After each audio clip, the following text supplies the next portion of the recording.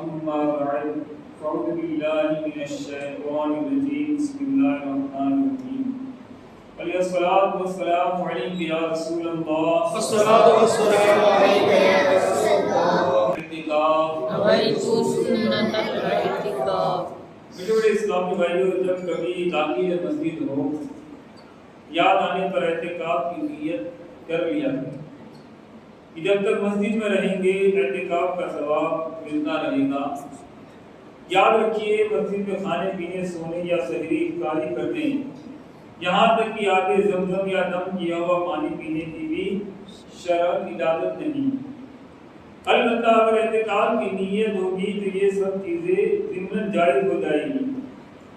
اعتکاف کی نیت بھی صرف کھانے پینے یا سونے کے لیے نہیں ہونی چاہیے، بلکہ اس کا مقصد اللہ کریم کی رضا ہو۔ فتویٰ شامی میں ہے اگر کوئی مسجد میں کھانا پینا سونا چاہے تو اعتکاف کی نیت کر لے، کچھ دیر ذکر اللہ کرے، پھر جو چاہے کرے، یعنی اب چاہے تو کھا پی سو سکتا ہے۔ یعنی کہ اگر مسجد میں بیٹھے ہیں، اگر کوئی نیاز مل گئی، اب اعتکاف کی نیت نہیں کی، نیاز ملی، اعتکاف کی نیت کی، تو کھانا تو ہمارے لیے جائز ہو جائے گا مگر ثواب نہیں ملے گا۔ ہم کھا سکیں گے مگر ثواب نہیں ملے گا۔ تو ثواب کمانے کے لیے اب نیاز ملی ہے تو تھوڑی دیر رک جائے، 11 مرتبہ درود شریف پڑھ لے یا تو اللہ کا ذکر کر لے، پھر چاہے تو کھا پی سو سکتے ہیں۔ فرمان مصطفیٰ صلی اللہ علیہ وسلم ہے جب جمعرات کا دن آتا ہے اللہ عز و جل فرشتوں کو بھیجتا ہے جن کے پاس چاندی کے کاغذ اور سونے کے قلم ہوتے ہیں۔ وہ لکھتے ہیں کون یوم جمعرات اور شب جمعہ مجھ پر درود شریف کثرت سے پڑھتا ہے۔ ہم نے خطا میں نہ کی، تم نے عطا میں نہ کی، کوئی کمی سرورا تم تے کرو درود، صلو علی الحبیب۔ فرمان مصطفیٰ صلی اللہ علیہ وسلم ہے مسلمان کی نیت اس کے عمل سے بہتر ہے۔ سچی نیت جو ہے نا بندے کو جنت میں داخل کر دیتی ہے۔ سچی نیت سب سے افضل عمل ہے اور اچھی نیتیں بندے کو جنت میں داخل کر دیتی ہے۔ تو ہمیں نیک اور جائز کام سے پہلے اچھی نیتیں کرنے کی اپنی عادت بنانی چاہیے۔ کھانے سے پہلے، سونے سے پہلے، جوتے پہننے سے پہلے، پانی پینے سے پہلے، ہر نیک اور جائز کام سے پہلے اپنے اچھی نیتیں کر لینی چاہیے تاکہ اس کا ہمیں ثواب بھی ملے۔ بہت سارے کام جو ہوتے ہیں ہم کرتے ہیں مگر نیت اچھی نہیں ہوتی تو ہمیں اس کا ثواب بھی نہیں ملتا۔ اگر گاڑی لینی ہے تو بھی ہماری اچھی نیت اندر کرنی چاہیے، موبائل لینا ہے تو بھی ہمیں اچھی نیتیں اس میں شامل کرنی چاہیے، مکان بنانا ہے تو بھی ہمیں اچھی نیتیں شامل کرنی چاہیے۔ کیا نیتیں کی جائے مکان بنانے کے لیے؟ اب کھڑکی بنا رہے ہیں تو کھڑکی بنانے میں نیت کیا ہونی چاہیے؟ ہمارے گھر کے اندر اگر ہم ونڈو بنا رہے ہیں تو اس کی نیت کیا ہونی چاہیے؟ اس کی نیت ہو کہ ہم نیت کریں کہ اس کھڑکی کے ذریعے اذان کی آواز آئے گی انشاءاللہ، ہے نا؟ آپ یہ نیت کریں گے تو آپ اس کھڑکی کے ذریعے اذان کی آواز بھی آ جائے گی اور آپ کو ہوا بھی مل جائے گی۔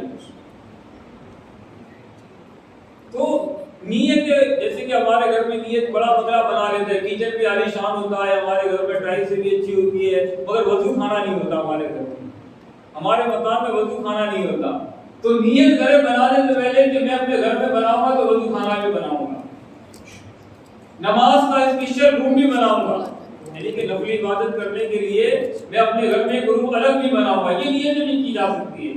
تو انشاءاللہ ابھی بیان سننے سے پہلے بھی اچھی نیتیں کر لیں کہ اللہ کی رضا پانے، ثواب کمانے کے لیے انشاءاللہ بیان کو توجہ کے ساتھ سننے کی سعادت حاصل کروں گا، اس پر عمل کرنے کی بھی کوشش کروں گا۔ میرے بڑے اسلامی بھائیوں،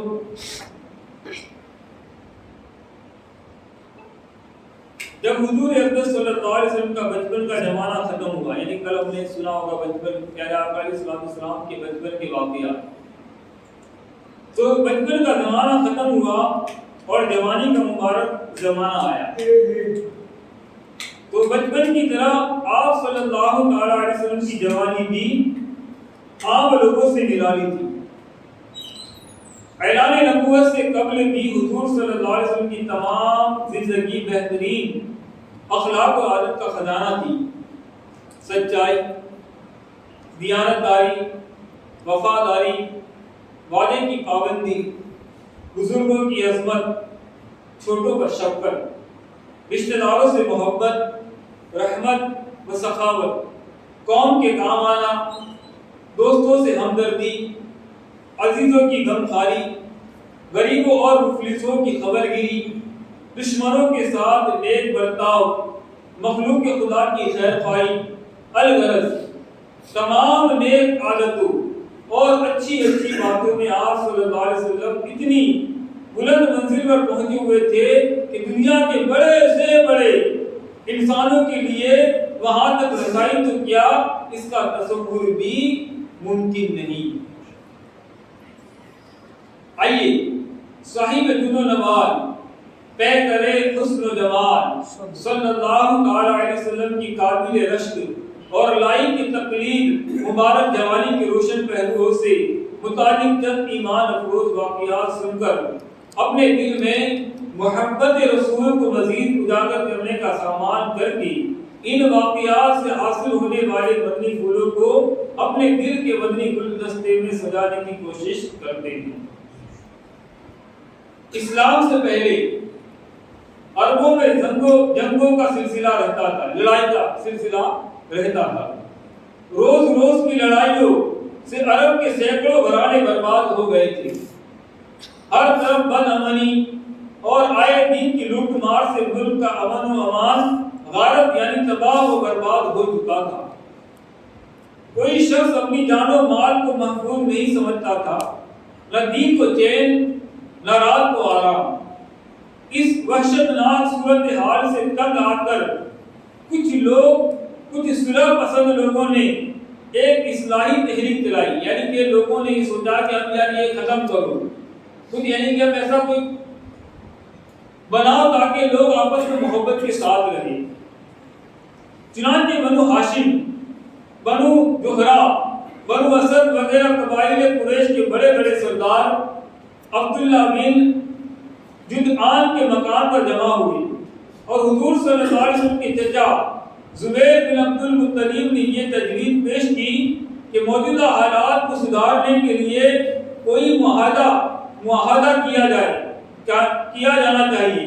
چنانچہ خاندان قریش کے سرداروں نے جیو اور جینے دو کی قسم کا ایک معاہدہ کیا اور حلف یعنی قسم اٹھا کر عہد یعنی وعدہ کیا کہ ہم لوگ ملک سے بے امنی دور کریں گے، مسافروں کی حفاظت کریں گے، غریبوں کی امداد کرتے رہیں گے، مظلوموں کی حمایت کریں گے، کسی ظالم یا غاصب یعنی زبردستی حق چھیننے والے کو مکے میں نہیں رہنے دیں گے.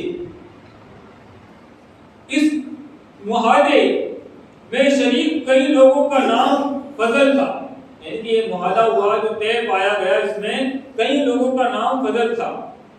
اسی لیے اس معاہدے کو حفظ الفضل کہتے ہیں، یعنی ان چند آدمیوں کا معاہدہ جن کا نام فضل تھا. اس میں حضور اکرم صلی اللہ علیہ وسلم بھی شریک ہوئے. آپ صلی اللہ علیہ وسلم کو یہ معاہدہ اس قدر عزیز تھا کہ اعلان نبوت کے بعد آپ صلی اللہ علیہ وسلم فرمایا کرتے تھے کہ اس معاہدے سے مجھے اتنی خوشی ہوئی کہ اگر اس کے بدلے میں کوئی مجھے سرخ رنگ کے اونٹ بھی دیتا تو مجھے اتنی خوشی نہ ہوتی. آج اسلام میں بھی اگر کوئی مظلوم مجھے مدد کے لیے پکارے تو میں اس کی مدد کے لیے تیار ہوں. وہ نبیوں میں رحمت لقب پانے والے، مرادے غریبوں کی مر آنے والے، مصیبت میں غیروں کے کام آنے والے، وہ اپنے پرائے کا دم کھانے والے، فقیروں کا ماوا، ضعیفوں کا منجا، یتیموں کا والی، غلاموں کا مولا. صلو علی الحبیب. بیٹے اسلامی بھائیوں، بیان کردہ واقعے سے ہمیں چند مدنی پھول حاصل ہوئے. صحیح سنتے ہیں. پہلا مدنی پھول یہ ملا کہ جوانی میں بھی تاجدار مدینہ صلی اللہ علیہ وسلم کی عقل و دانائی کا یہ عالم تھا کہ خاندان قریش کے بڑے بڑے سردار اپنے اہم ترین مشوروں اور معاہدوں میں آپ صلی اللہ علیہ وسلم کو بھی شامل کیا کرتے تھے۔ اپنی ہر صفت میں باکمال محبوب رب ذوالجلال صلی اللہ تعالی علیہ وسلم کی عقل باکمال کی شان و عظمت مرحبا کہ جلیل القدر تابعی بزرگ حضرت سیدنا وہب بن منبہ رحمت اللہ تعالی علیہ فرماتے ہیں میں نے 71 صحائف یعنی آسمانی کتابیں پڑھی، یعنی کہ 71 کتابیں آسمانی پڑھی کا مطالعہ کیا تو ان سب میں یہ لکھا ہوا پایا اللہ عز و جل نے ابتدائے دنیا سے فنائے دنیا تک تمام لوگوں کو جو عقل عطا فرمائی ہے۔ کیا فرماتے ہیں؟ اللہ نے ابتدائے دنیا سے فنا دنیا تک تمام لوگوں کو جو عقل عطا فرمائی ہے وہ نور خدا محمد مصطفیٰ صلی اللہ علیہ وسلم کی عقل مبارک کے مقابلے میں ایسی ہے جیسے پورے ریگستان کے سامنے ایک ذرہ۔ بے شک حضرت سیدنا نور خدا نور محمد مصطفیٰ صلی اللہ علیہ وسلم کی عقل اور رائے تمام لوگوں سے زیادہ رازے یعنی بہتر اور افضل ہے۔ تیرے خلق کو حق نے عظیم کہا، تیری خلق کو حق نے جمیل کیا، کوئی قصہ ہوا ہے نہ ہوگا شہا، تیرے خالق کو حسن و ادا کی قسم۔ دوسرا مطلب پھول یہ ملا کہ بے چین دلوں کی چین رحمت دارین صلی اللہ تعالی علیہ وسلم مظلوموں کی مدد، ہمدرد و غم گسار اور ان کے حامی و مددگار تھے۔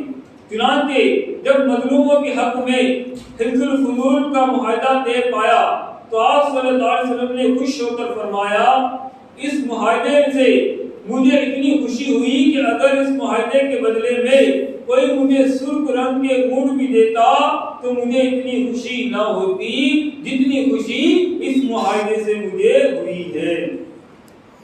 لہذا ہمیں چاہیے کہ ہم بھی مظلوموں کے دکھ درد کو سمجھے، ان کا سہارا بنے، ان سے ہمدردی کرے، ان کی داد رسی کرے اور اپنی طاقت کے مطابق ظالموں کو ظلم سے روکے۔ خوش نصیب ہے وہ مسلمان جو مظلوموں کی مدد کرتے ہیں، ایسوں کے لیے رب غفار کی طرف سے مغفرت کی خوشخبری ہے۔ چنانچہ حضور سراپا نور صلی اللہ تعالی علیہ وسلم کا فرمان خوشگوار ہے جو کسی مظلوم کی فریاد رسی کرے اللہ تعالیٰ اس کے لیے 73 مغفرتیں لکھے گا، ان میں سے ایک سے اس کے تمام کاموں کی درست ہی ہو جائے گی اور 72 سے قیامت کے دن اس کے درجے بلند ہوں گے۔ مظلوم کون مظلوم؟ مظلوم کسے کہتے ہیں؟ جس کو ستایا جائے، جس کو مارا جائے، جس کو گھور کر دیکھا جائے۔ سامنے والے کو گھور کر دیکھنا یہ ظلم ہے اور سامنے والا مظلوم ہے۔ گالی دینا کسی کو، سامنے والا مظلوم ہے، ہم نے گالی دی تو ہم ظالم ہو گئے، تو ہمیں مدد کرنی چاہیے، ظالموں کو روکنا چاہیے، اپنی طاقت کے مطابق ظالموں کو ظلم کرنے سے ہمیں روکنا چاہیے۔ اپنے گھر میں بیوی کے اوپر دھاڑ جمانا، اگر پانی گرم نہ ہو تو تھپڑ مار دینا، یہ بھی ظلم ہے، سامنے والی مظلوم ہے تو ہمیں مظلوم کی مدد کرنی چاہیے۔ مظلوم کے لیے فرمایا گیا کہ اس کے لیے 73 یعنی 73 رحمتیں ہیں، ایک سے اس کے سارے کام دنیا میں ہو جائیں گے اور 72 رحمتوں سے جنت میں قیامت کے دن بعد میں اس کے 72 کے ذریعے درجات بلند کیے جائیں گے۔ میرے پیارے اور میٹھے میرے اسلامی بھائیوں، ایک اور مقام پر ارشاد فرمایا گیا جو کسی مظلوم کے ساتھ اس کی مدد کرنے چلے تو اللہ تعالیٰ اس سے اس دن ثابت کرنی عطا فرمائے گا جس دن قدم پھسل رہے ہوں گے۔ ہمیشہ ہاتھ بھلائی کے واسطے اٹھا، ہمیشہ ہاتھ بھلائی کے واسطے اٹھے، بچنا ظلم و ستم سے مجھے صدا یا رب، بچانا ظلم و ستم سے مجھے صدا یا رب۔ تیسرا مطلب یہ ملا کہ آپ صلی اللہ علیہ وسلم جوانی میں بھی اصلاح معاشرے کے حقیقی علم بردار تھے، جوانی میں بھی اصلاح معاشرے کے حقیقی علم بردار تھے، جو لڑائی جھگڑوں اور خون خرابے والے معاملات کو ختم کرنے میں ہمیشہ پیش رہا کرتے تھے۔ جبکہ دوسری جانب ہم جیسے نکموں کا عالم یہ ہے کہ جو لڑتے جھگڑتے ہیں، جو لڑتے جھگڑتے اس کا تماشا بنتے ہیں، ویڈیو اتارتے ہیں، سوشل میڈیا پر ڈالتے ہیں، یعنی کہ ہمیں جھگڑا دیکھنے میں اچھا لگتا ہے۔ ہمارے آقا جھگڑوں کو ختم کیا کرتے تھے، ہم جھگڑا بڑھاتے ہیں، ایک چنگاری اور ارے تجھے یہ بولا، ارے ایسا تو نہیں بولنا چاہیے تھا، تجھے گالی دی اس نے، ارے تو کون سے خاندان کا تجھے پتا نہیں یار، ارے تجھے سن لیا۔ ہم جھگڑا ختم کرنے کے بجائے جھگڑا بڑھاتے ہیں، ارے یار ارے تیرا خاندان تو اونچا ہے، تیرے بھائی اتنے ہیں، ارے تو کیسے گالی سن کر آ گیا۔ تو ایسے نہ بنے، ہم جھگڑوں کو ختم کرنے والے بنے۔ ہمارے آقا جھگڑوں کو ختم کیا کرتے تھے، ہم آقا کی محبت کرنے والے ہیں نا، یہ جھگڑے کیوں کرتے ہیں، جھگڑوں میں بڑھاوا کیوں دیتے ہیں؟ تو ہمیں لڑائی جھگڑوں سے دور رہنا، لڑائی جھگڑوں کو ختم کرنا ہے، محبت سے صلح کروا دینی چاہیے۔ تو خاندانوں میں لڑائی جاتی ہے تو اب ایسا تیسرا آگے بیچ میں گھس جاتا ہے نا، ابھی تھوڑی دیر میں صلح ہونے والی ہوتی ہے کہ وہ آ کے بیٹھ گیا، اس نے ایسی چنگاری رکھی نا، وہ سارا سال تک وہ دشمنی چلتی رہے گی۔ ایسے معاملات بھی ہوتے ہیں، ارے یار مت جانا یار، مجھے بلایا نہیں تھا یار، ارے یار تیرا بھائی نے وہ اس کی جیسے تجھے گھور کر دیکھا تھا، اب بیچارہ بھی صلح کرنے والا تھا، آ کر چنگاری رکھی، وہ ایسی آگ لگی کہ سارا سال تک دشمنی وہ ختم ہی نہیں ہوگی۔ اب تو ہمیں لڑائی جھگڑوں سے بچنا ہے اور لوگوں کو بھی بچانا ہے۔ جیسے کہ سوشل میڈیا پر آج کل جو لڑ رہے ہیں تو ڈال کی وجہ لڑائی شروع ہے۔ صلو علی الحبیب صلی اللہ علیہ وسلم۔ ذرا سوچیے کہ عاشقان رسول صرف باتوں اور نعروں کی حد تک محدود رہتے ہیں؟ کیا عاشقان رسول بے حس ہوتے ہیں؟ کیا عاشقان رسول مسلمانوں کو آپس میں لڑوانے والے ہوتے ہیں؟ کیا عاشقان رسول مسلمانوں کو لڑتا دیکھ کر لطف اندوز ہوتے ہیں کیا عاشقان رسول لڑتے جھگڑتے مسلمانوں کو دیکھ کر ان کی تصاویر اور ویڈیو بناتے ہیں؟ یقیناً ہرگز نہیں، عاشقان رسول ایسا کر ہی نہیں سکتا۔ عاشقان رسول تو مسلمانوں کی عزت و آبرو اور جان و مال کی محافظ ہوتے ہیں۔ عاشقان رسول تو مسلمانوں کو آپس میں ملانے والے ہوتے ہیں۔ عاشقان رسول تو مسلمانوں کی آپس کی رنجشیں ختم کرنے والے ہوتے ہیں۔ عاشقان رسول تو مسلمانوں کو گناہوں سے بچا کر انہیں نیکی کی دعوت دینے والے ہوتے ہیں۔ تو آئیے آج سے نیت کریں کہ لڑتے جھگڑتے مسلمانوں کا تماشا نہیں دیکھیں گے، ان کی تصاویر اور ویڈیو نہیں بنائیں گے، شرعی لڑنے والے یا آپس میں ناراض مسلمانوں میں صلح کروا کر اس پر ملنے والے ثواب کی حقدار بنیں گے۔ آئیے بطور ترکیب مسلمانوں میں صلح کرنے کی فضیلت پر مشتمل ایک بہت ہی پیاری حدیث پاک سنتے ہیں۔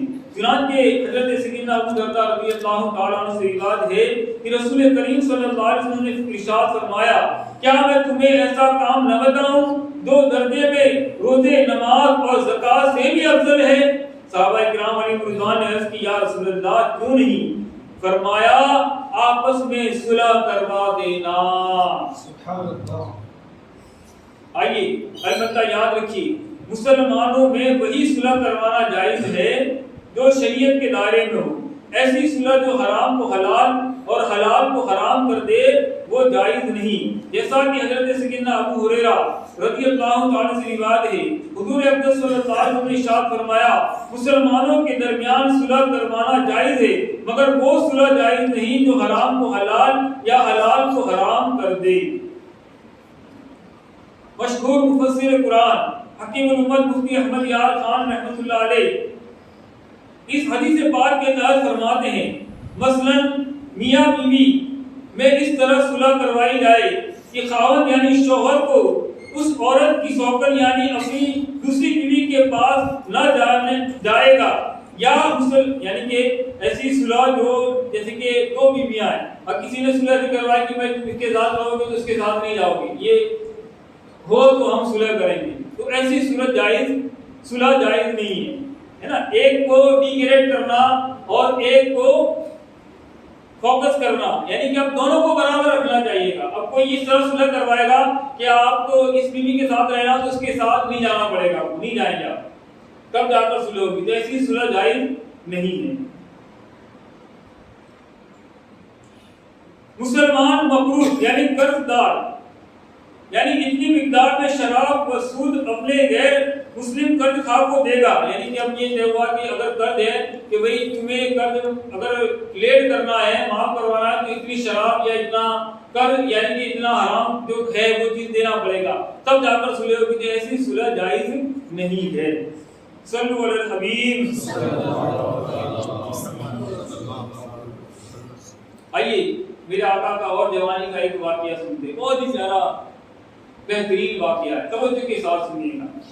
بیٹے میرے اسلام بھائیو، جب انبیاء کے سرور دو عالم کے تاجور صلی اللہ علیہ وسلم کی عمر شریف تقریباً 25 سال ہوئی، تو آپ صلی اللہ علیہ وسلم کی امانت و صداقت کا چرچا دور دور تک پہنچ چکا تھا۔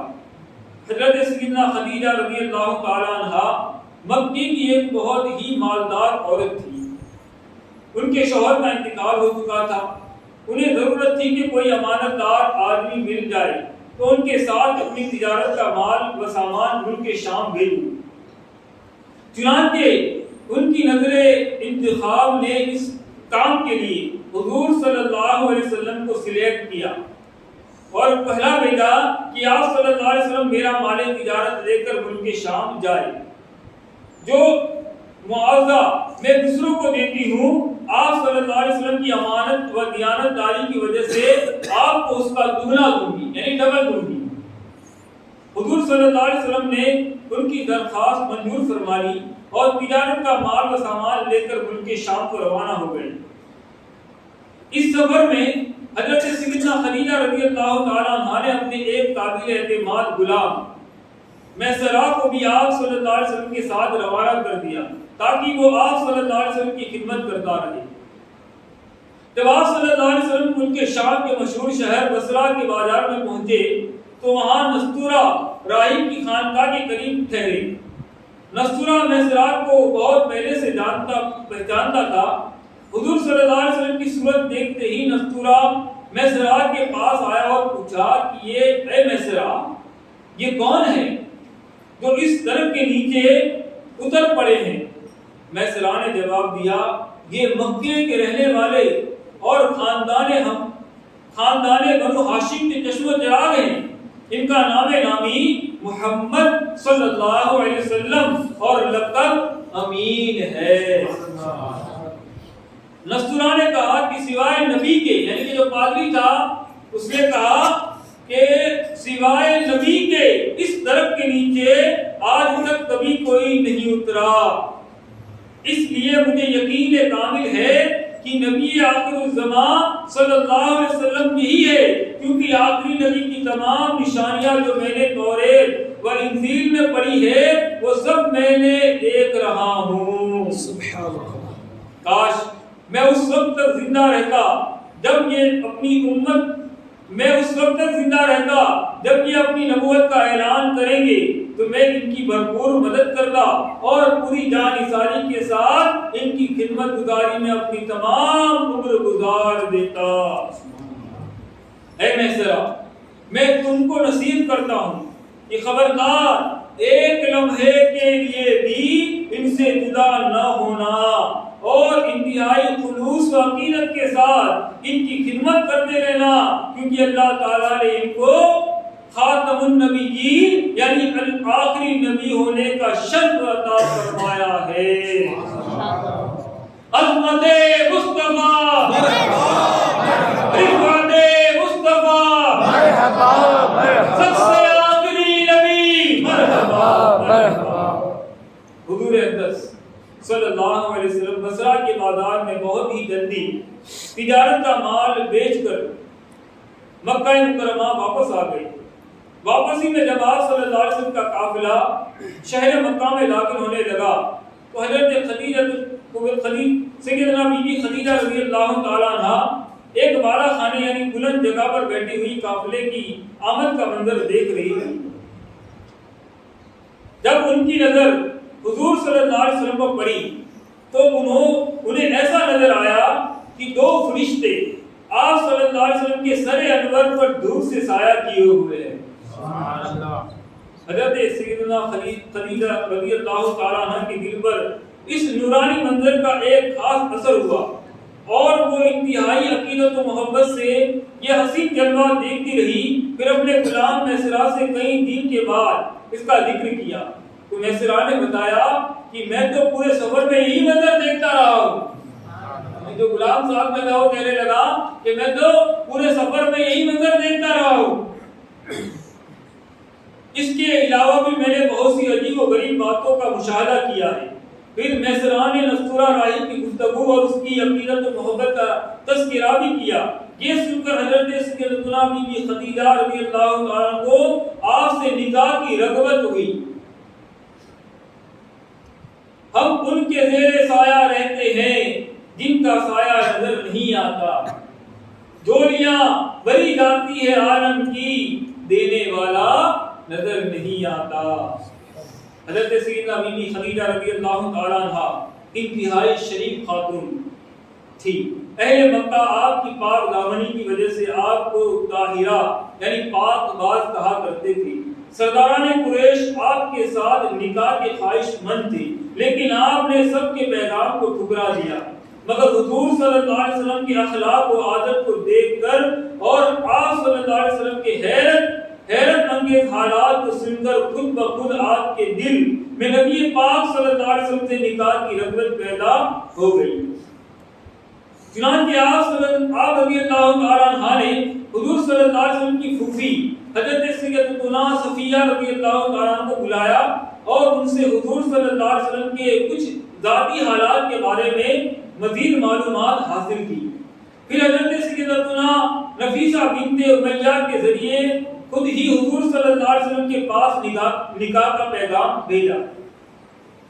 مشہور سیرت نگار حضرت امام ابن اسحاق نے لکھا ہے کہ اس رشتے کو پسند کرنے کی وجہ حضرت سیدتنا خدیجہ رضی اللہ تعالیٰ عنہ نے حضور صلی اللہ علیہ وسلم سے یہ بیان کی ہے کہ میں نے آپ صلی اللہ علیہ وسلم کو آپ صلی اللہ علیہ وسلم کے اچھے اخلاق اور آپ صلی اللہ علیہ وسلم کی سچائی کی وجہ سے پسند کیا ہے۔ تیرا خلق سب سے بالا، تیرا حسن سب سے اعلیٰ، فدا تجھ پہ سب زمانہ مدنی مدینے والے۔ آمینہ کے پسر حلیمہ کے دلبر محبوب رب اکبر صلی اللہ علیہ وسلم نے اس رشتے کو اپنے چچا ابو طالب اور خاندان کے دوسرے بڑے بوڑھوں کے سامنے پیش کیا۔ سردار سارے خاندان والوں نے نہایت ہی خوشی کے ساتھ اس رشتے کو منظور کر لیا اور نکاح کی تاریخ مقرر ہوئی۔ آئیے سنتے ہیں نکاح کیسا ہوا تھا اور عاشقان رسول کہلانے والے نبی کا نام لینے والوں کے گھروں میں نکاح کیسا ہوتا ہے۔ پھر اس کے بعد ہم مدنی پھول حاصل کریں گے کہ ہمیں نکاح کیسا کرنا چاہیے۔ نکاح خاندان کے دوسرے بڑے گروہوں کے سامنے پیش کیا۔ سارے خاندان والوں نے نہایت خوشی کے ساتھ اس رشتے کو منظور کر لیا اور نکاح کی تاریخ مقرر ہو گئی۔ سرکار مدینہ صلی اللہ علیہ وسلم حضرت حمزہ رضی اللہ تعالیٰ عنہ وغیرہ اپنے چچاؤں خاندان کے دوسرے افراد اور شرفائے بنی ہاشم و سردار نے منظور کو اپنے ساتھ لے کر حضرت سیدتنا بی بی خدیجہ رضی اللہ تعالیٰ کے مقام پر تشریف لے گئے اور نکاح ہوا۔ اس نکاح کے وقت ابو طالب نے نہایت فصیح و بلیغ خطبہ پڑھا جس کا ترجمہ ہے کہ تمام تعریف ہے اس خدا کے لیے جس نے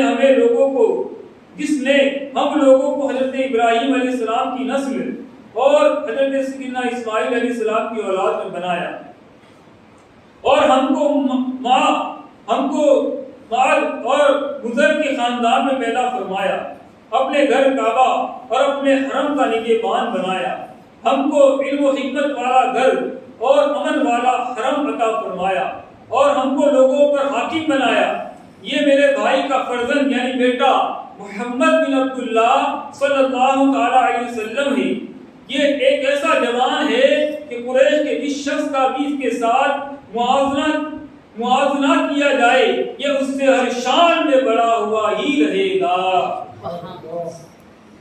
مال اس کے پاس کم ہے لیکن مال تو ایک ڈھلتی ہوئی چھاؤں ہے اور ادل بدل ہونے والی چیز ہے۔ میرا بھتیجا محمد وہ ہے جس کے ساتھ میری قرابت اور قربت و محبت کو تم لوگ اچھی طرح جانتے ہو۔ وہ حضرت خدیجہ بنت خویلد رضی اللہ تعالیٰ سے نکاح کرتا ہے اور میرے مال سے 20 اونٹ مہر مقرر کرتا ہے اور اس کا مستقبل بہت ہی روشن عظیم الشان اور جلیل القدر ہے۔ ان کے بعد حضرت سیدتنا بی بی خدیجہ رضی اللہ عنہ کے چچا داد بھائی ورقہ بن نوفل نے بھی کھڑے ہو کر ایک شاندار خطبہ پڑھا جس کا مضمون یہ ہے، خدا ہی کے لیے حمد ہے جس نے ہم کو ایسا ہی بنایا جیسا کہ ابو طالب آپ نے ذکر کیا اور ہمیں وہ تمام فضیلت عطا فرمائی جن کو آپ نے شمار کیا۔ بلا شبہ ہم لوگ عرب کے پیشوا اور سردار ہیں اور آپ لوگ بھی تمام فضائل کے اہل ہیں۔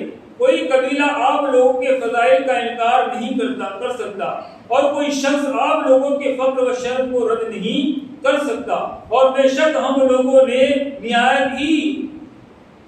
نہایت ہی رغبت کے ساتھ آپ لوگوں کے ساتھ ملنے اور رشتے میں شامل ہونے کو پسند کیا ہے۔ لہذا اے قریش تم گواہ رہو کہ میں نے حضرت خدیجہ بنت خویلد رضی اللہ تعالیٰ عنہ کو 400 مسکال مہر کے بدلے محمد بن عبداللہ رضی اللہ تعالیٰ عنہ کی زوجیت میں دیا۔ یہ نکاح ہو گیا۔ اب ہمارے وہاں نکاح کے معاملات کیا ہے؟ نکاح سے پہلے رشتے ہوتے اس کے معاملات کیا ہے؟ رشتے ہوتے اس کے معاملات، بگاڑ کتنے ہمارے گھروں میں شادیوں میں بگاڑ کتنے ہوتے نکاح کے معاملے میں۔ ایک سنت ادا کرنے میں پیارے نبی صلی اللہ علیہ وسلم کی محبت کا دم بھرنے والا، ان کے نام پر جان قربان کرنے والا، ان کی جوانی کے واقعات کو ہم نے سنا کہ ان کی جوانی کیسے گزری ہے، ان کا بچپن ہم نے سنا، ان کے بچپن کے واقعات کیسے گزرے ہیں، ان کو ماننے والا یہ کتنا محبت کرنے والا جب اپنے گھروں میں شادیاں ہوتی ہے تو اس کا انداز کیا ہوتا ہے؟ کیا محبت رسول کا دم بھرنے والا اپنے گھر میں شادیوں میں غیر شرعی رسمیں رواج کو پروان چڑھا سکتا ہے؟ نہیں چڑھا سکتا۔ ہمارے گھروں میں شادیوں سے پہلے بھی بہت ساری برائیاں ہیں، شادیاں نکاح ہوتے ہیں اس وقت بھی بہت ساری برائیاں ہیں۔ نکاح آسان ہے، نکاح اتنا آسان ہے کہ ہم نے اس کو مہنگا کر دیا، ہم نے نکاح کو اتنا مشکل کر دیا کہ آج بیچارے غریب سے غریب بھی بیچارے نکاح کرنے میں اتنے پریشان ہوتے ہیں، لڑکی والے اتنے پریشان ہوتے ہیں کہ شادی کے اندر میں کیا دوں گا، اگر کچھ مانگ لیا تو کہاں سے لاؤں گا، اگر میں نے کھانا نہیں کھلایا تو لوگ میری کیا باتیں کریں گے۔ تو بیچارہ سود پر رقم لے کر بھی، قرضہ لے کر بھی اپنے گھر میں کھانا بناتا ہے اور سامنے والی پارٹی کو کھانا کھلاتا ہے۔ اتنے سارے خرابیاں ہمارے معاشرے میں نکاح کے اندر رواج پکڑ چکی ہے کہ اب یہ ختم کرنے کے لیے کوئی تیاری نہیں ہے۔ نکاح سے پہلے ایک بری عادت ہے ہمارے اندر، کیا؟ ہم رشتہ طے کرتے ہیں نا، رشتہ طے کرنا چاہیے، مگر رشتہ طے کرنے کے بعد یہ یاد رکھیے گا کہ دونوں میاں بیوی نہیں ہو گئے۔ آپ نے جس لڑکے کے ساتھ آپ کی لڑکی کا رشتہ کیا ہے یا آپ نے جس لڑکی کے ساتھ آپ کے لڑکے کا رشتہ کیا ہے، ابھی یہ دونوں غیر مرد ہی ہے، یہ اجنبی ہی ہے، میاں بیوی نہیں ہے۔ ابھی ہمارے گھر میں ہمارے کمرے میں آ کر ہمارے روم کے اندر ہماری بیٹی کے ساتھ بیٹھتا ہے، رشتہ ہوا ہے، یہ کیا ہے؟ ایک باپ ایک ماں اپنے گھر میں منگیتر کو بلا کر اپنے کمرے کے اندر اپنی بیٹی کے ساتھ ایک غیر مرد کو اپنے الگ کمرے کے اندر اپنی بیٹی کے ساتھ بٹھا کر فخر محسوس کرتی ہے اور لوگوں کو کہتی ہے کہ ہمارے گھر میں ہماری بچی کی رشتہ کیا تھا وہ آیا۔ ارے بھائی ابھی تو رشتہ ہوا ہے، شادی ہوئی نہیں ہے، ابھی وہ آپ کی لڑکی کے لیے غیر مرد ہے۔ اس طرح آپس میں ایک کمرے کے اندر بٹھانا یہ حرام اور جہنم میں لے جانے والا کام ہے۔ یہ ہوتا ہے کہ نہیں ہوتا؟ اللہ نہ کرے اگر کوئی غلط کام ہو گیا، اللہ نہ کرے کوئی غلط کام کے اوپر چڑھ گئے، پھر بعد میں کہیں گے رشتہ ٹوٹ گیا تو پھر کیا ہوگا ہمارا؟ بچائے اپنی اولاد کو بھی اپنے رشتہ کیا، رشتہ حصے کی جگہ پر ہے نا، رشتہ طے کرنا چاہیے، اچھا دیکھ کر رشتہ طے کرنا چاہیے۔ خدیجہ رضی اللہ تعالیٰ عنہ نے فرمایا کہ میں نے آپ کی امانت داری، آپ کی سچائی دیکھی ہے۔ ہم کیا دیکھتے ہیں؟ مال کتنا کماتا ہے، پراپرٹی کتنی ہے، اس کے بعد بینک بیلنس کتنا ہے لڑکے کے بعد، بھلے نماز نہیں پڑھتا، بھلے رمضان کے روزے نہیں رکھتا، کمانا چاہیے بھائی، کمانا بہت بڑھیا ہے۔ ارے یار بنگلہ بہت بڑا ہے یار، بڑا بنگلہ دیکھ کے ارے نماز ہی نہیں ہے کس کام کا ہے، سچ نہیں بولتا کس کام کا، گالی گلوچ کرتا ہے کس کام کا۔ میرے آقا کی جوانی کے واقعات دیکھیں، میرے آقا سچ بولا کرتے تھے۔ آج ہمارے معاشرے میں شادیوں کے حالات کیسا سادگی کے ساتھ نکاح ہوا، اور ہمارے وہاں بے پردہ عورتیں بھی آتی ہے، گھروں میں ڈانڈیا راس کھیلا جاتا ہے، غیروں کے بھجن ہمارے گھروں میں گائے جاتے ہیں۔ یہ کتنی افسوس کی بات ہے۔ ہم نبی کا نام لے رہے، ذرا غور تو تنہائی میں بیٹھ کر تصور باندھ کر یہ سوچے یار، جس آقا صلی اللہ علیہ وسلم نے ہمارے لیے رات دن رو رو کر اپنے رب کی بارگاہ میں ہم گناہ گاروں کے لیے بخشش کی دعائیں مانگتے رہے، یا اللہ میری امت کو بخش دے، راتوں کو جاگ جاگ کر ہم گناہ گار امتوں کے لیے دعائیں مانگتے رہے۔ آج یہ گناہ گار، یہ امتی اپنے آقا صلی اللہ علیہ وسلم کی بارگاہ میں کیا پیش کر رہا ہے؟ ہمارا عقیدہ ہے کہ نہیں کہ ہمارے آقا دیکھ رہے ہیں کہ نہیں دیکھ رہے ہیں نا ابھی؟ اور اس کا عقیدہ ہی نہیں ہے کہ آقا نہیں دیکھتے تو وہ سنی ہے ہی نہیں ہے۔ ہمارا عقیدہ ہے کہ ابھی ہمارے آقا اپنے پیارے پیارے گنبد خضرا سے ہمیں ملاحظہ فرما رہے ہوں گے، ہے نا؟ کہ نہیں ہے؟ سنا ہے آپ ہر عاشق کے گھر تشریف لاتے ہیں، میرے گھر کی میرے دل میں بھی ہو جائے چراغا یا رسول اللہ، ہے نا؟ یہ ہمارا عقیدہ ہے، ہمارا آقا دیکھ رہے ہیں۔ اب ہمارے گھروں میں جب شادیوں میں ڈانڈیا راس کھیلا جاتا ہوگا، جب مدینے والے آقا جب دیکھ رہے ہوں گے کتنا رنج ہوتا ہوگا۔ میں نے اس امتی کے لیے رات دن رو رو کر اپنے رب کی بارگاہ میں دعائیں کی، آج یہ میرا امتی میرے گیت گانے کے بجائے دوسروں کے گیت گا رہا، کتنا رنج پہنچتا ہوگا۔ ہمارے گھروں میں خرافات کو دیکھ کر میرے آقا کو کتنی تکلیف ہوتی ہوگی۔ آج امتی سمجھنے کے لیے تیاری نہیں ہے، قیامت کے دن کیا امید آئیں گے، کیسے کھڑے رہ پائیں گے آقا کی بارگاہ۔ ارے قیامت کا دن قائم کرنے کا مطلب کہ مقصد کیا پتا آپ کو؟ میرے آقا کی شان بیان ہوگی وہاں، میرے آقا کا ہی سکہ چلے گا وہاں۔ سب سے پہلے پیارے آقا علیہ السلام ہی شفاعت کا دروازہ کھولیں گے۔ اس وقت بھی میرے آقا میدان قیامت میں کبھی کرسی رات پر بھاگیں گے، کبھی میزان پر دوڑیں گے، کبھی حوض کوثر پر دوڑیں گے۔ کیوں؟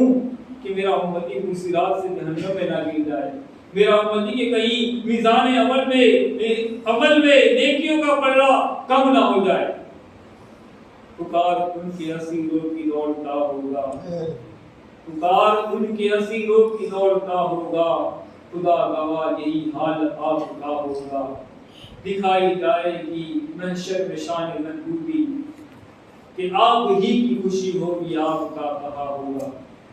اس وقت کہہ دیا میرے آقا نے دعوت دے، تمہارے لیے میری شفاعت نہیں ہے، کس کے دروازے پر جائیں گے، کس کے آگے بھیک مانگیں گے؟ وہاں تو میرے آقا کا ہی سلسلہ چلے گا، میرے آقا کو میرا رب اختیار دے گا، محبوب تو جسے چاہے گا جنت میں داخل کر دوں گا، تو جسے چاہے گا جہنم میں بھیج دے، تو جسے چاہے جہنم سے نکال لے۔ کیا بنے گا ہمارا؟ کب تک دنیا میں ہم آقا صلی اللہ علیہ وسلم کی محبت کا کھوکھلا دم بھرتے رہیں گے؟ کب تک اپنے آپ کو خالی نعرے بازی میں لگاتے رہیں گے؟ کب عمل کے میدان میں آئیں گے؟ کب اپنے آپ کو آقا صلی اللہ علیہ وسلم کی سنت کے مطابق اپنی زندگی گزاریں گے؟ اللہ تبارک و تعالیٰ قرآن پاک میں فرماتا ہے جس نے رسول کا حکم مانا اس نے میرا حکم مانا، جس نے رسول کی نافرمانی کی اس نے میری نافرمانی کی۔ ہم کیا کر رہے ہیں؟ جب میرے آقا دنیا میں تشریف لائے 12 ربیع الاول کو صبح صادق کے وقت، اس وقت بھی ہم کو یاد فرمایا، امتی امتی رب ارحمنی امتی رب ارحمنی امتی۔ جب دنیا سے پردہ فرمایا، جب آپ صلی اللہ علیہ وسلم کو قبر اندر میں رکھا گیا، صحابہ کرام نے دیکھا کہ پیارے آقا علیہ الصلوۃ والسلام کی مبارک لب ہل رہے ہیں۔ جب دیکھا گیا، کان لگا کر سنا گیا، اس وقت بھی آقا اپنی امت کو یاد فرما رہے تھے۔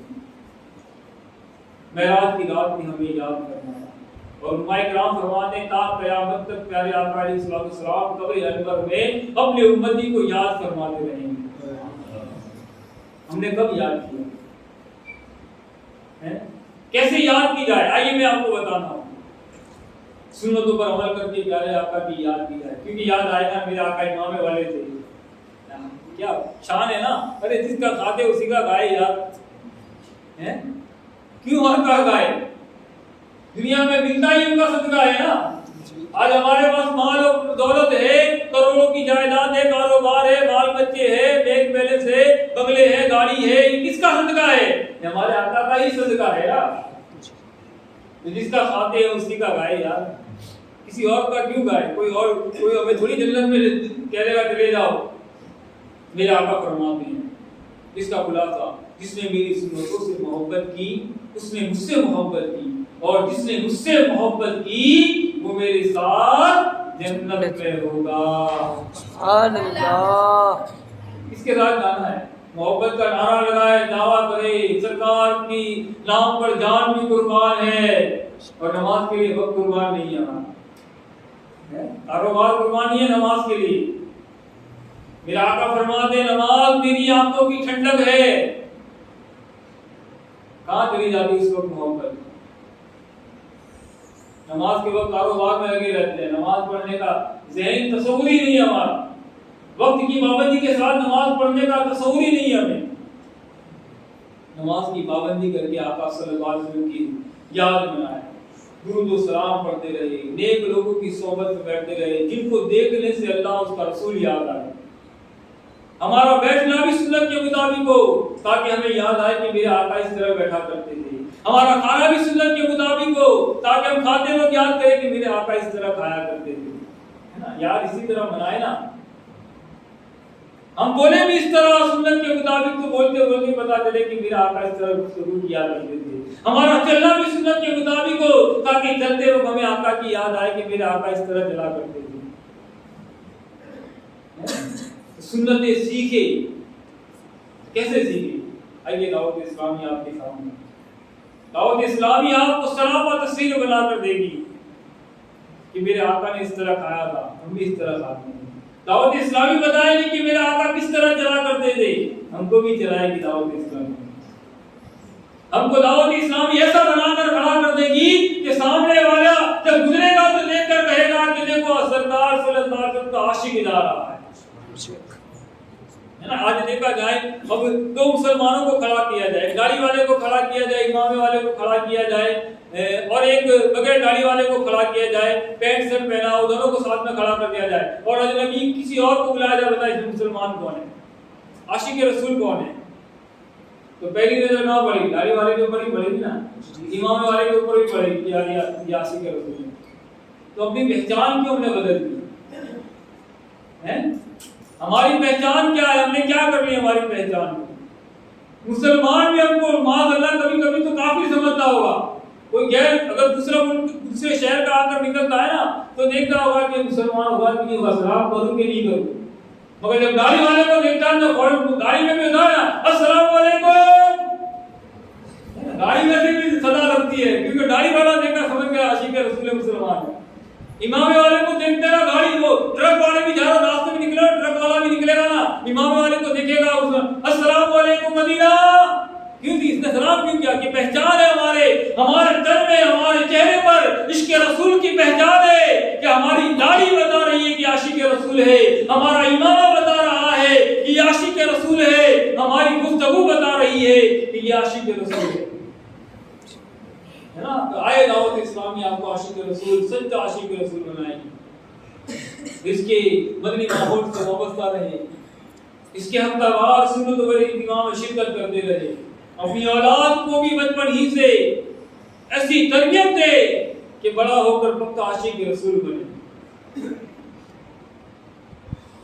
پیارے محبوب صلی اللہ علیہ وسلم کے اوپر جان قربان کرنے والا، وقت قربان کرنے والا، اپنے گھر بار کو قربان کرنے والا بنے، اسی سوچ اپنے بچوں کے اندر ڈالے، اپنے بچوں کو ایسی محبت دلائے پیارے آقا علیہ الصلوۃ والسلام کی کہ اس کی دل سے دنیا کا کوئی بھی بڑے سے بڑا طاقتور، بڑے سے بڑا عقل مند اس کے دل سے اپنے آخری نبی کی محبت کو نہ نکال سکے۔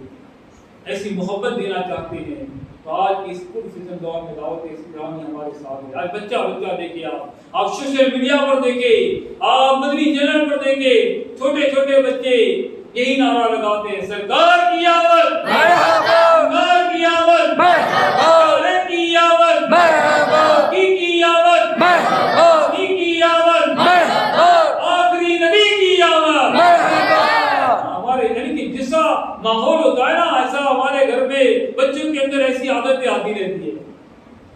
آپ اپنے بچوں کے سامنے یا رسول اللہ کے نعرے لگاوے تو وہ بھی بڑا ہو کر یا رسول اللہ کے نعرے لگا گا۔ ایک بار ٹرائی کرتے دیکھیے، آپ اپنے بچوں کو بعد میں لے کر روزانہ گئے اللہ اللہ اللہ یا رسول اللہ یا رسول اللہ، وہ تھوڑے دنوں بعد وہ بھی بولنا شروع کر دے گا یا رسول اللہ یا رسول اللہ یا اللہ یا اللہ۔ آپ اپنے بچوں کے سامنے گانا گائیں گے، تھوڑی دیر کے بعد وہ بھی گانا شروع کر دے گا۔ تو گانا کیوں سکھائے ہم؟ یا رسول اللہ کے نعرے سکھائے، ہر صحابی نبی جنتی جنتی کے نعرے اپنے بچوں کو سکھائے تاکہ کوئی اپنے بچے کا عقیدہ بگاڑنے کی کوشش ہی نہ کرے۔ جب اس کی زبان پر دیکھ لے، جب بولتا ہی یا رسول اللہ ہے تو وہ ہمارے بچے کے پاس آئے گا ہی نہیں۔ تو دعوت اسلامی آپ کے سامنے، انشاءاللہ دعوت اسلامی کے ساتھ رہیں گے، دنیا بھی ہماری سنور جائے گی، ہماری آخرت بھی۔ اس دور کے اندر دعوت اسلامی جو اصلاح معاشرے کے لیے جو کردار ادا کر رہی ہے نا، آپ کو ہمیں کوئی نظر نہیں آتا۔ پاس جا کر لوگوں کو نیکی کی دعوت دینا، گھر گھر جا کر لوگوں کو سمجھانا، یہ آج کہاں ہے؟ آپ دیکھیں صحیح میں کون ہے جو ہمارے پاس آ کر ہمیں سمجھائے کہ غلط ہے؟ ہمیں کون ہے ہمارے پاس آ کر بتائے کہ بھائی یہ تم جہنم کے راستے پر جا رہے ہو؟ کون بتاتا ہے ہمیں؟ کہ دعوت اسلامی والے مبلغ کی کیا پڑھی ہے آپ کے پاس آتے؟ کیوں آتے ہیں؟ آپ کو کیوں سمجھاتے ہیں کہ یہ جو یا رسول اللہ کا نعرہ لگا رہا ہے نا، حقیقی معنوں میں یا رسول اللہ کا دیوانہ بن جائے؟ اس لیے دعوت اسلام کے مبلغ آپ کے پاس آتے ہیں، آپ کو سمجھاتے ہیں کہ بھائی اس طرح مت جاؤ، یہ جہنم کا راستہ ہے، اس طرف چلو یہ جنت کا راستہ ہے۔ انشاءاللہ دعوت اسلامی یہ ہماری خیر کار ہے۔ پیارے آقا علیہ الصلوۃ والسلام کی سنتوں کو عام کرنے والی بہت ہی پیاری تحریک ہے۔ تو آج سے رہے کہ آج ہم آقا کا میلاد منانے کے لیے جمع ہوئے ہیں۔ ہم یہ 12 دن میلاد نہیں مناتے، ہم 365 دن انشاءاللہ سرکار کا میلاد منائیں گے۔ دعوت اسلامی 365 دن تک سرکار صلی اللہ علیہ وسلم کا میلاد مناتی ہے، 12 دن نہیں مناتی ہے۔ روزانہ دعوت اسلامی سرکار کا میلاد مناتی ہے۔ ہم بھی چاہتے ہیں کہ روزانہ سرکار کا میلاد منائیں، تو آئیے دعوت اسلامی کے ساتھ رہیں۔ ہر ہفتے کو دیکھیں دعوت اسلامی سرکار کا میلاد منائیے۔ کیسے؟ ہفتہ وار اجتماع میں شرکت کیجیے، اجتماع ذکر و نعت دیکھیے، نعت پڑھی جاتی ہے، بیان ہوتا ہے، دعا ہوتی ہے، ذکر ہوتا ہے، سرکار کی تعریف ہوتی ہے۔ یہ اس طرح انشاءاللہ روزانہ دعوت اسلامی سرکار کا میلاد مناتے ہیں۔ ہم چاہتے ہیں سرکار کا روزانہ میلاد منائے، تو دعوت اسلامی کے ساتھ کچھ نہ کچھ وقت اپنا نکالیں، 12 دینی کاموں کے اندر اپنا وقت دے۔ روزانہ 2 گھنٹے آپ انشاءاللہ دعوت اسلامی کو دے، آپ کے 2 گھنٹے انشاءاللہ اللہ نے چاہا تو یہ دنیا اور آخرت آپ کی سوار دے گی انشاءاللہ۔ تو جمعرات کو امید کرتا ہوں ساری اسرائیل پر شرکت فرمائے، اور ہر مہینے ہمارے ہر ہفتے جمعہ کے دن دعوت اسلامی کے مدنی قافلے سفر کرتے رہتے ہیں، آپ بھی سفر کیجیے۔ ہمارے جہاں کہیں بھی ہفتہ وار اجتماع، جیسے یہ 12 دن تک ہمارا یہ میلاد کا اجتماع دعوت اسلامی کے تحت چلتا رہے گا، تو کل بھی ہے تو 12 دن تک یہ سفر رہے گا، تو آپ خود بھی شرکت فرمائے، دوسروں کو بھی ساتھ لانے کی کوشش کریں۔ اللہ تعالیٰ ہمیں کہنے سننے سے زیادہ ہمیں کی توفیق عطا فرمائے، بیان کی غلطیاں تمام گناہ معاف فرمائے۔ استغفر اللہ رب من کل ذنب و اتوب الیہ۔ صلوا علی النبی صلی اللہ علیہ وسلم۔ سلام علیک یا نبی الہدی، سلام علیک خاتم الانبیاء، سلام علیک سید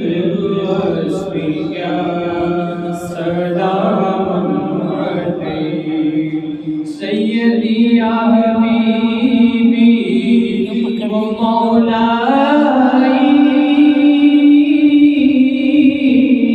سیدی یا حبیبی و مولائی سیدی یا حبیبی و مولائی لک روحی فدا سلام علیک یا شفیع الورا سلام علیک یا نبی الہدا سلام علیک خاتم الانبیاء سلام علیک سید الاصفیاء سلام علیک غوث اعظم امام متقابل جلوہ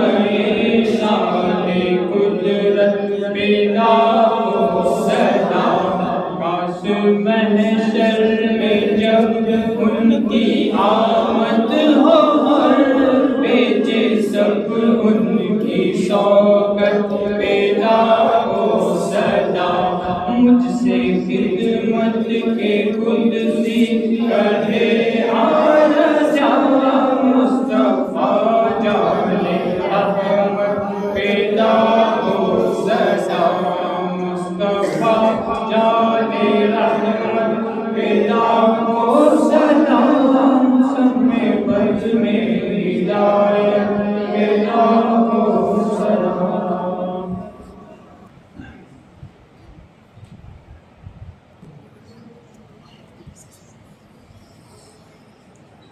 یا ربنا یا ربنا یا ربنا یا ربنا یا ربنا یا ربنا اللهم ربنا آتنا في الدنيا حسنة وفي الآخرة حسنة وقنا عذاب النار اللهم اغفر علينا صبرا وثبت أقدامنا وانصرنا على القوم الكافرين اللهم اغفر وارحم وأنت خير الراحمين يا مقلب القلوب ثبت قلبي على دينك يا مصرف القلوب صرف قلوبنا على طاعتك اللهم اعتق رقابنا من النار يا مجيب يا مجيب يا مجيب خدائے کریم جو کچھ پڑھا ہے اس کا ثواب سرکار مدینہ راحت کے وسیلہ فضل جینا فائز نزول سکینہ صلی اللہ علیہ وسلم کی بارگاہ میں پیش کرتے ہیں قبول فرما آمین صحابہ صحابیات تابعین تبع تابعین امام مجتہدین کی بارگاہ میں اس کا ثواب پیش کرتے ہیں قبول فرما آمین راشدین کی بارگاہ میں اس کا ثواب پیش کرتے ہیں قبول فرما آمین یا ارحم الراحمین ازواج مطہرات کی بارگاہ میں اس کا ثواب پیش کرتے ہیں قبول فرما آمین خصوص غوث پاک غریب نواز سیدی اعلیٰ امام سنت کی بارگاہ میں اس کا ثواب پیش کرتے ہیں قبول فرما آمین شہداء کرام کی بارگاہ میں اس کا ثواب پیش کرتے ہیں قبول فرما امام علی مقام امام حسین رضی اللہ تعالیٰ کی بارگاہ میں اس کا ثواب پیش کرتے ہیں کریم قبول فرما یا ارحم الراحمین جو مسلمان ایمان کی حالت میں انتقال کر گئے ان سب کی روحوں کو اس کا ثواب پیش کرتے ہیں قبول فرما خصوصاً شاہ مولانا محمود ناظر قائدار مولانا مدنی سرکار دیگر شہداء مولانا کی بارگاہ میں اس کا ثواب پیش کرتے ہیں قبول فرما خدائے کریم محفل جو ہم نے کی اس کو اپنی بارگاہ میں قبول فرما ارحم الراحمین اخلاص عطا فرما خدائے کریم یہ ماہ میلاد منانا جشن میلاد منانا یہ محفلیں منانا یہ محفلوں میں شرکت کرنا ہمارے لیے ذریعہ نجات بنا ہمارے لیے مغفرت کا ذریعہ بنا الراحمین ہماری حق میں مغفرت فرما دے ہمارے والدین کی مغفرت فرما دے استاد و پیر کی مغفرت فرما دے الراحمین جو بیمار عابد بیمار کا صدقہ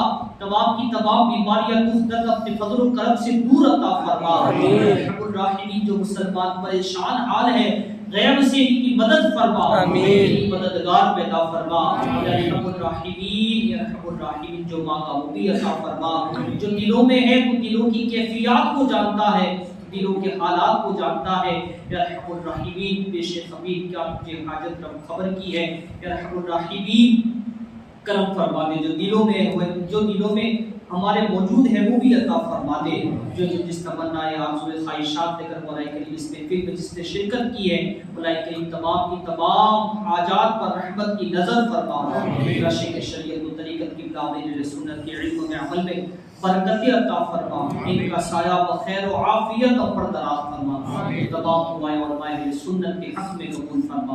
میری کو مجھ کو یہ عطا ہو وہ عطا ہو، کچھ ایسی عطا ہو مولا میرے گھر پر کا بنا ہو، مٹی نہ ہو برباد ہو، پس مرگی الہی جب خاک اڑے میری مدینے کی ہوا ہو۔ کہتے رہتے ہیں دعا کے واسطے بندے تیرے کر دے پوری آرزو ہر بے قسم مجبور کی۔ ان اللہ و ملائکتہ یصلون علی النبی یا ایھا الذین آمنوا صلوا علیہ وسلموا تسلیما۔